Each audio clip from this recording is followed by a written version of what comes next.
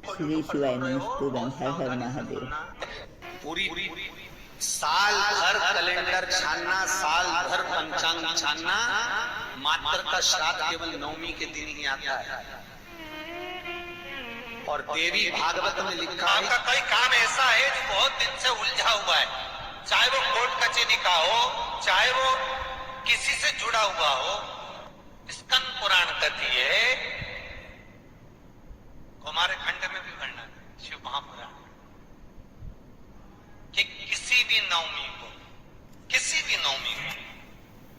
आप आंवले के पेड़ के नीचे घी का दिया लगाकर, मौली, लच्छा, नाड़ा, हाथ में बांधने वाला पूजन वाला धागा, लाल घी का दिया लगाकर 5 परिक्रमा आंवले के वृक्ष की कर लीजिए। और परिक्रमा कर धागे को वहीं पर छोड़कर थोड़ा सा धागा और अलग से लेकर किसी टहनी पर उसको कामना कर बांध। 10वीं तिथि को, नवमी को तो ये करोगे, 10वीं को वापस जाकर आंवले के पेड़ के नीचे घी का दिया लगाइए और जो धागे की आपने टहनी पर जो धागा बांधा है उसको खोल कर लिए अपने हाथ पर बांधकर उसी धागे को पहनकर अपने काम के लिए निकल जाइए, आपको सफलता प्राप्त हो जाए। स्कंद पुराण में आंवले के वृक्ष का बड़ा महत्व है। वृक्ष में जो गोंद लगती है वो ब्राह्मण हत्या का निशान पर जो वृक्ष लगते हैं और वृक्ष में जो गोंद लगती है वो ब्राह्मण हत्या का निशान, बंजर भूमि ब्राह्मण हत्या का निशान। इसलिए हमारे यहाँ शास्त्र कहता है, तुम्हारे बहू का अगर जापा होए, बहू की डिलीवरी होए, बहू को संतान होए तो खूब घी में गोंद तल कर खिलाओ।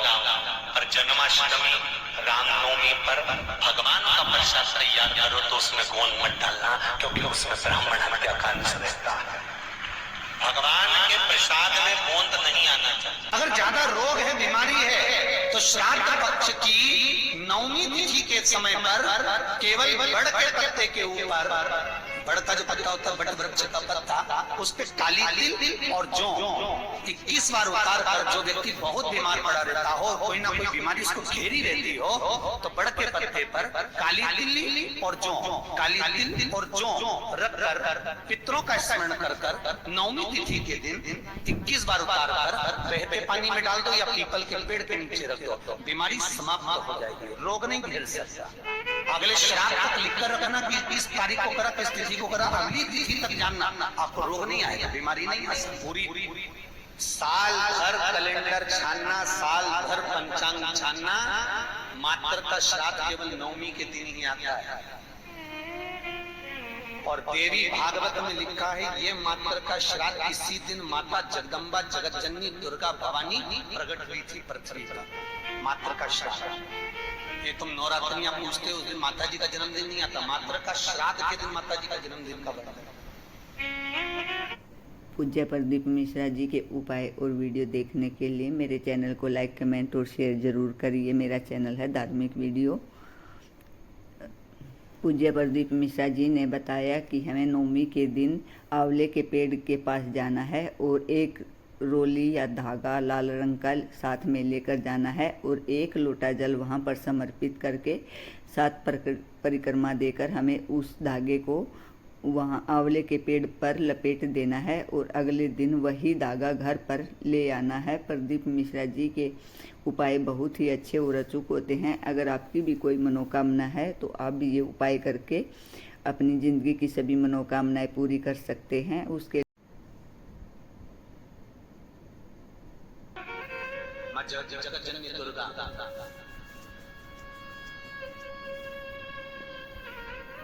मात्र का श्राद्ध किसी ने कृष्ण किया है, वो हम लिख कर लेकर आए हैं कि महाराज श्राद्ध पक्ष में हमें किसको भोजन कराना चाहिए। ऐसी कोई पुराण नहीं जिस पुराण में लिखा है कि स्त्री मरे तो स्त्री को ही भोजन कर। बहुत ध्यान देना महाराज कथा था। श्राद्ध पक्ष में विधवा स्त्री मर गई तो किसी विधवा को भोजन करा, कोई स्त्री चली गई तो उसकी जगह स्त्री को भोजन करा। आप चाहे मार्कंडे पुराण उठा लो, मनुस्मृति उठा लो, किसी भी पुराण में किसी भी शास्त्र में ये नहीं लिखा कि श्राद्ध का भोजन आप स्त्री को करो। हर पुराण में एक ही बात लिखी है कि ब्राह्मण वो भोजन कराते हैं, ब्राह्मण वो जो गायत्री करता हो, ब्राह्मण वो जो भगवत भजन करता हो, श्री शिवाय ब्राह्मण वो नमस्तु। जो मंत्र का जाप बहुत करता अच्छी हो, बात ब्राह्मण बताई। वो जो श्री नित्य शिवाय संध्या नमस्तु। करता हो, ब्राह्मण वो जो श्री मंत्र का शिवाय सेवन नमस्तु। करता हो, वेद और पुराण का ज्ञाता हो, ब्राह्मण वो जो भगवान की सेवा में सेवा में लीन रहता हो, रहता हो। ब्राह्मण वो जो कंधे पर जनेऊ धारण करता हो, ब्राह्मण वो बहुत अच्छी बातें बताई प्रदीप मिश्रा जी आपने, बहुत अच्छी। वाक्य में ब्राह्मण वही होता है। अब ये भी समझ लो कि अगर स्त्री मरी तो स्त्री के श्राद्ध में क्या स्त्री को ही भोजन कराना चाहिए। पूज्य प्रदीप मिश्रा जी ने ये बहुत ही अच्छी बातें बताई हैं, क्योंकि हम लोग सोचते हैं कि हमारे घर में अगर औरत का श्राद्ध है तो हमें किसी औरत को ही खाना खिलाना चाहिए, और अगर किसी मर्द का श्राद्ध है तो किसी ब्राह्मण को, पंडित को या भांजे को। ब्राह्मणों में होता है कि हम भांजे को भी खाना खिलाते हैं, तो बस यही सोचते हैं कि उसी को खिलाना चाहिए। आज प्रदीप मिश्रा जी ने बहुत ही अच्छी जानकारी दी है कि श्राद्ध चाहे किसी का भी हो, हमें एक विद्वान को खाना खिलाना चाहिए, और ये बात वाकई में बहुत अच्छी है। प्रदीप मिश्रा जी ने बहुत ही अच्छी जानकारी दी है श्राद्ध के बारे में। मुझे खुद आज मालूम हुआ कि पूज्य प्रदीप मिश्रा जी ने जो ये बातें बताई हैं, हमें तो यही लगता था कि औरत का श्राद्ध है तो औरत को ही खाना खिलाना चाहिए, और अगर आदमी का श्राद्ध है तो आदमी को ही खाना खिलाना चाहिए। गर्ग संहिता, बरहा पुराण, ये सारी पुराणे वर्णन करती है कि स्त्री को आप भोजन करा रहे हो, स्त्री क्या वेद पढ़ती है, स्त्री क्या गायत्री करती है, स्त्री क्या संध्या करती है, स्त्री क्या उपासना करती है? नहीं।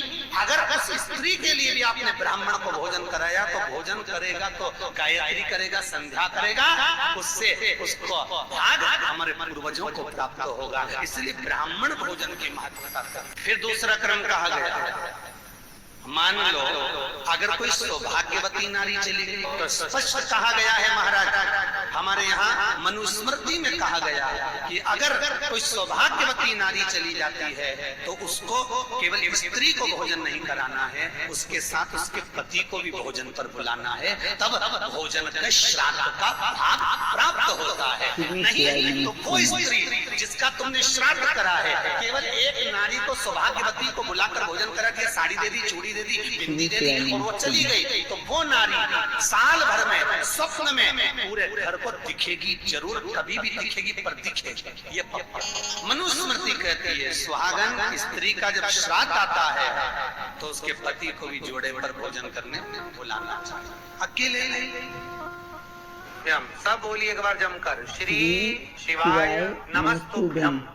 प्रैक्टिकल जरूर करना, कहीं सियोर वाला महाराज झूठ तो नहीं बोल रहा। शास्त्रों की बातें हमारे जीवन में हमें सुख प्रदान करें, इसलिए इस भाव का आनंद करते हुए आज की कथा को विराम देते हैं।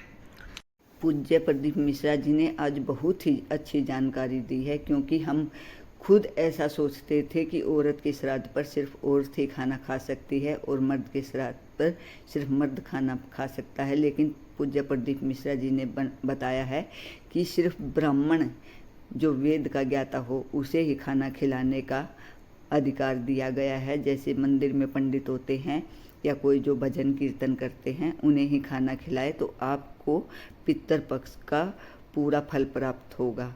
पूज्य प्रदीप मिश्रा जी के उपाय देखने के लिए मेरे चैनल को लाइक, कमेंट और शेयर जरूर करें।